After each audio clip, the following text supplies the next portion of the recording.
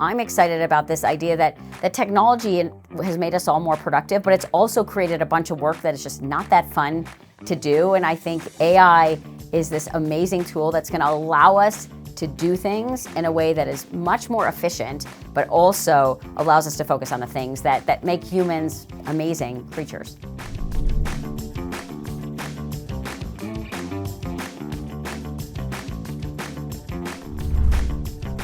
Welcome to the Work Intelligence Lab podcast. Today, we have a special mini-series, The Human Edge, Leading People and Technology Through the Now and the Next, and opening this series with a conversation that gets under the headlines. Much of the public narrative around AI is focusing on capability, faster systems, smarter models, and enterprise integration. But inside organizations, the story is much more human. Employees are experimenting, leaders are investing, productivity gains are emerging in pockets, yet alongside that progress sits uncertainty.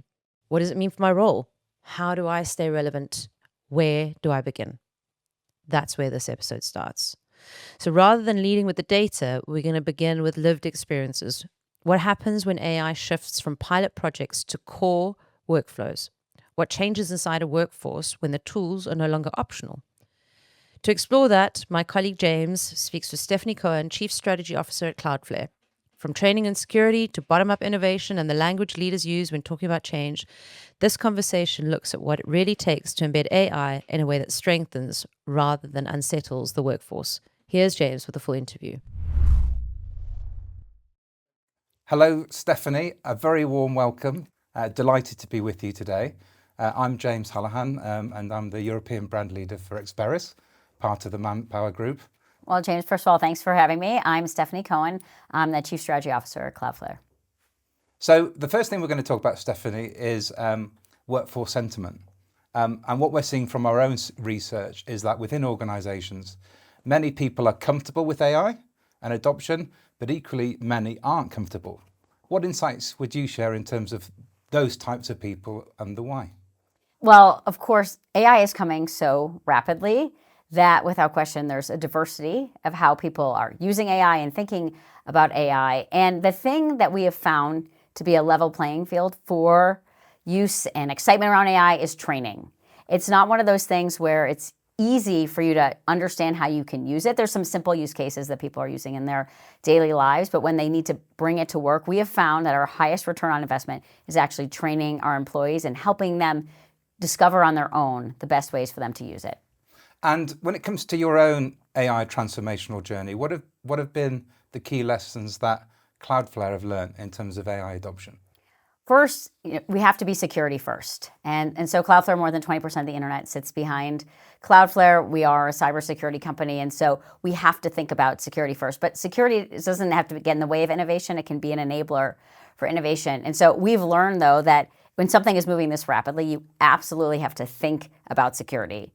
The second thing that we have learned is that, and this is going to be no shock because this is human nature, no one wants to be told what to do. So this idea that a few senior people say, go build it this way or go do it that way. Instead, we need to get the tools in the hands of our people who are enormously innovative and curious and have them come up with the ideas. And sometimes they then need help implementing it, need help making sure it's secure. But when the ideas come bottoms up, they're much more effective.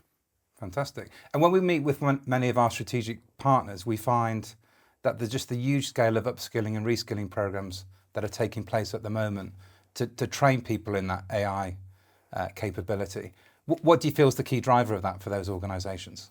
The most important thing, I think, it's not just in organizations in the world, is that we make sure that AI is everywhere and it's not just in pockets, because what we found is that when people implement AI, they get enormously efficient in a way that is nonlinear in terms of how much the efficiency goes up, particularly recently as the models have improved. And so what's important is that if AI is only in one part of the organization, it actually makes it more difficult for the different parts of the organization to work together. So what we've found is that while the training is not the same, depending on what people's functions are, we need to make sure that it's everywhere. The second thing is that we often get stopped if they're just trying to incrementally make their job a little bit better, a little bit easier, and instead wholesale think about what is the way I would do this better. I mean, we recently we're in the process of hiring 1,111 interns, and that's because one, those people are AI native, so they by Yes. instinct know how to use it. Two, we don't believe it's a replacement for human intelligence and human ingenuity. We instead believe that we need to bring people in the organization who are AI first, and then they're going to help us all figure out how we can be better and how we can do a lot more. And we have found that in many places, people have gotten the joy of their job back because a lot of them, they no longer have to do a bunch of the mundane tasks. Yeah. And then just in terms of anecdotes you could share, where have you seen AI deployed at pace and at scale very successfully, and what lessons have you learned in that context? And equally, any examples you could share where expectations maybe haven't met, be it internally or externally? My favorite example of where I think it's kind of silly is where you write a couple of bullet points and then you have AI turn that into a long email, and then you send that to someone else who then has AI summarize your 3 bullet points into, take your email and summarize it into those 3 bullet points. And instead, the 2 people should have just communicated with those 3 bullet points. And so I think that was the beginning where people were playing around with it as kind of a toy. Yes. A little bit. We're a technology business. We have a large engineering organization, and we've seen, again, like the spark of joy in our engineers who realize that they're builders and they get to build now. And there is a part of engineering that is more mundane, finding bugs and all these other things that the AI is actually quite good at. And so instead of having to waste a lot of time when you have the idea in your head to get it out to a product, we've seen how much faster that can be. And that's great for our employees. It's great for our customers. We think it's great for the world. Fantastic. I love that spark of joy. That very much is reflective of our sentiment, which is very much around human first, digital always. And those power skills around curiosity, empathy, resilience, and everything else that helps us create the solutions of tomorrow. Absolutely. So looking at some of the data from our recent research of over 12,000 employees, we've seen in the last 6 months a 13% shift in adoption from our colleagues, but we've equally seen a 4% jump in anxiety thresholds around what tomorrow looks like. Yeah. And what that tells us from our research is whilst people are comfortable about the now, there's a big expectation on employers around training and development for the future. And that future is in the next 12 to 18 months. So what would be your perspective, Stephanie, in relation to that? Yeah, you mentioned the word curiosity. It's something that's really important to us at Cloudflare. And I do think there is this period you have to get through when you first start to use it. There's the easy uses of AI that feel fun. And then when you actually try to do the work, it gets much harder. And so you have to have grit and curiosity in order to get through it. One of the tricks we have noticed is that if someone instead takes a task in their personal life, or something that they're passionate about, and then they try to use AI for that, they can learn a lot about and then bring that back to work. And so I think one of the most important things is this joy that people need. I think it's important in everything. You're much more productive if you're happier and excited about what you're doing. And so I think there's a phase of just realizing it's not that the commercials can make AI look really easy to use, making sure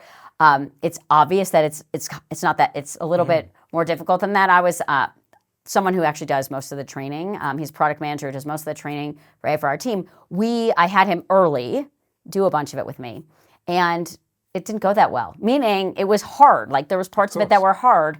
And he's like, oh my God, I'm supposed to be showing you how easy this is going to be. And instead I'm showing you how hard it's going to be. And I said, no, I'm really glad, because everyone thinks it's easy. It's actually not easy. It's hard. Over time, it'll get easier and easier. But I think if we can get people through the hard, show them that it can bring joy and excitement and allow them to be curious, I think we'll see some of those trends move. And it's important on all leaders to make sure that you have empathy and how you're talking to your employees about this, but also empathy for how they're thinking about this. And words matter. And so that's why it's very important. It's not a replacement for humans. AI is not coming up with new ideas.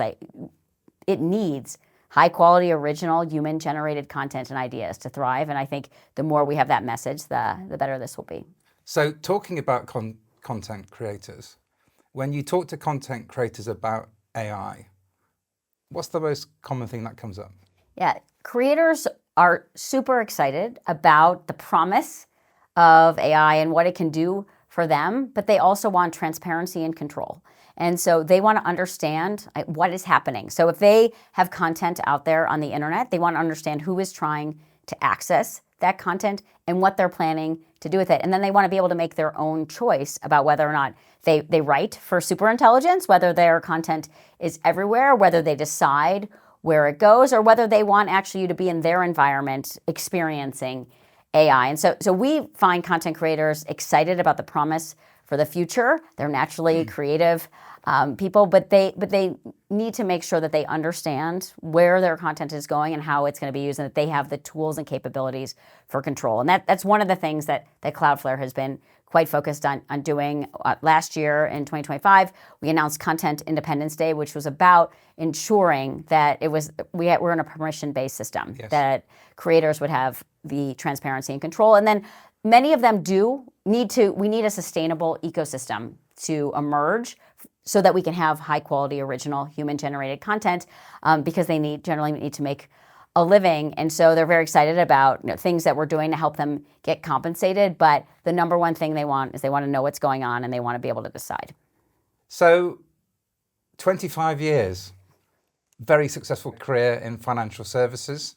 And now you're with Cloudflare about 14 months, 15 months? Yeah, we're approaching, it'll be 2 years in April. Wow, okay. So congratulations on that upcoming milestone. But I'm interested in what strikes you most around the differences in the workforces of those two distinct businesses are approaching the adoption and use of AI. At Cloudflare, we sit at the infrastructure layer of the internet, and so we're an enabler of everything that's going on with AI. And so we use AI, so we're in many ways like every other company that's trying to figure out how to use AI, but then we have another responsibility. One, we have a responsibility around security, Yes. Our own security, but security on behalf of all of our customers, but also creating products so that other people can have security. And the other thing is about the enabling and adoption of AI, and then it's about how these ecosystems emerge. And so there's this greater responsibility because we sit at this infrastructure layer of the internet. So it's so amazing to not only be able to use it as a tool, but to be part of one of the companies that's building and enabling it. And when you hear about AI now being at the center of enterprise core processes, to what extent does that excite you? I think that if you look at how science fiction used to write about the future, they actually used to write about a future that looks more like what we're about to experience than the one we have before, right? The idea that you ask a question and you get links back versus you ask a question and you get an answer. And so I'm excited about this idea that technology has made us all more productive, but it's also created a bunch of work that is just not that fun to do. And I think AI is this amazing tool that's going to allow us to do things in a way that is much more efficient, but also allows us to focus on the things that make humans amazing creatures. Stephanie, thank you so much for all the insights you shared with us today. Greatly appreciated. Thank you for having me.